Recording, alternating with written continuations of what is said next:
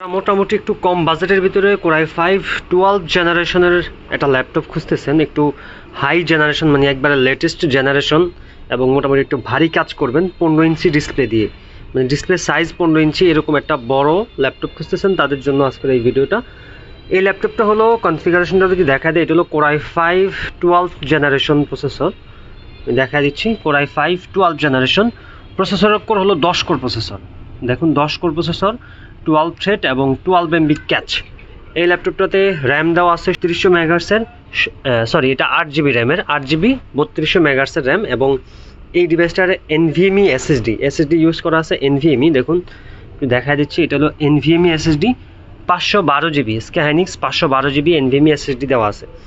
15.5 inch display. এই ল্যাপটপটা যারা ভিডিও এডিটিং এবং হাই রেঞ্জের গ্রাফিক্সের কাজ করেন তাদের জন্য ল্যাপটপটা বেস্ট অপশন হবে।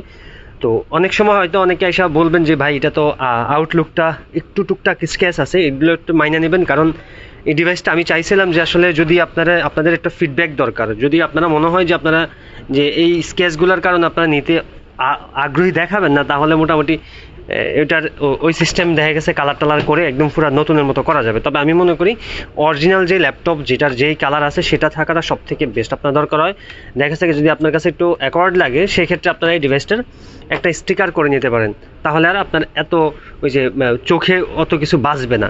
তো যার কারণে আমি বলি সবসময় অরিজিনাল কালারই নেবেন, দেখে শুনে অরিজিনাল কালার নেওয়াটা সব থেকে বেস্ট হবে, কারণ এই কালারটা অনেক দিন টিকবে।